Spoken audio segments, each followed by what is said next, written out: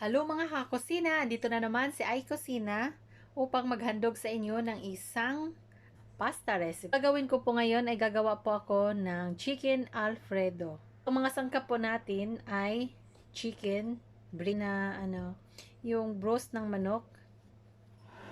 Hindi po fresh yung ginamit ko po na buto mushroom, pero luto na po siya, hindi siya fresh ang gagamitin ko. Itong sibuyas, bawang, sili, o the pepper. Tapos, ang kailangan natin ay cream o the sunny. Ano yung, cream. Parang Nestle cream po sa atin ito. At saka, ang ating noodles. Ito po, 500 grams po ang gagamitin ko na noodles. At saka yung importante po sa ating pasta ay ang ating parmesan cheese. Una kong gagawin ay magpakulo po ako ng mainit na tubig para sa ating pasta. So ito. So yung ating tubig, lalagyan ko po ng salts. Siguro estimated ay 1 teaspoon of salts. So ito po, nakumulo na po ang ating tubig. Ilalagay ko na po ang ating pasta.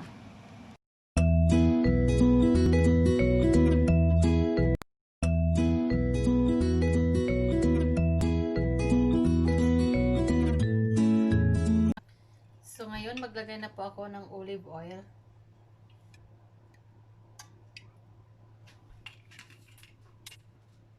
So igisa na po natin yung ating sibuyas. Hintayin natin ito mag-brown.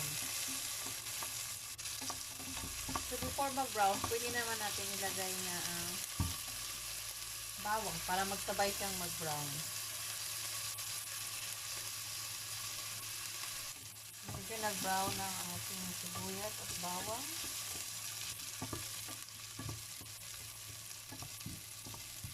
So ilalagay na po natin yung ating manok.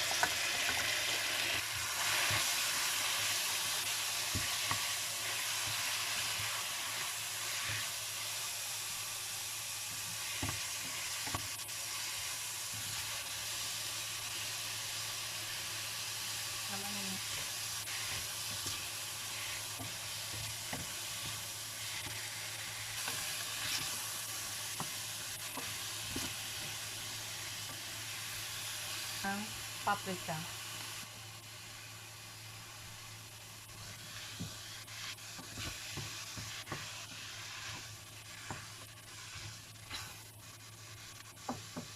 Natin para maluto yung manok natin. Ilalagay natin yung ating cream.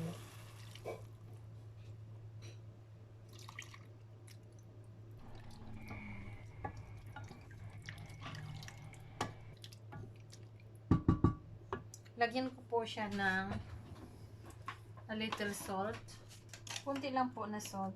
Kasi ito lang po. Kunti lang yan. Kasi yung lalagyan po natin siya ng cheese mamaya. Maalat na po. So pakuluan po natin ito. Saka ilagay natin yung ating pasta. So kumulo na po ito. Tikman ko po. Ko po ng seasoning.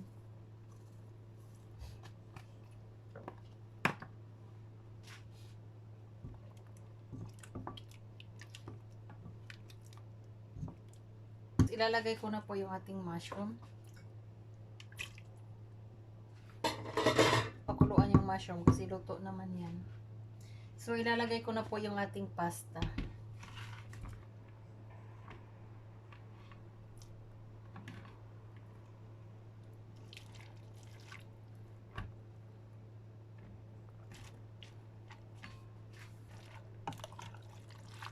So imimix po natin ito na ganito. Creamy po niya. Ang sarap po. So ilagay natin yung ating petersili. Tapos imimix natin. Lalagyan ko din naman mamaya, pero gusto kong may amoy sa petersili yung pasta. Yung luto na amoy niya.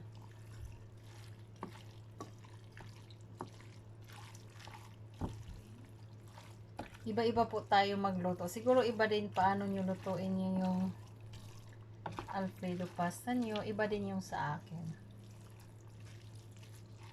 Tapos ilalagay ko po yung ating cheese.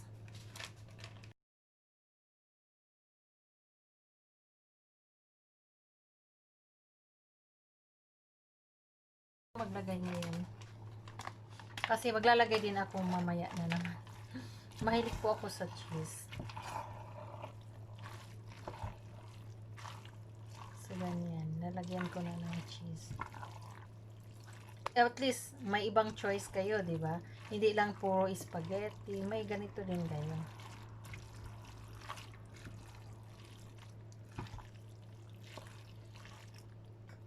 Masarap din ang carbonara. Kaso, ganun din naman ang carbonara. Pareho lang naman. Parang pareho lang naman. So, lagyan ko pa po ng cheese. Gusto ko yung maraming cheese. Ubusin ko na lang ito para masarap siya. Masarap kasi pa siya pag maraming cheese.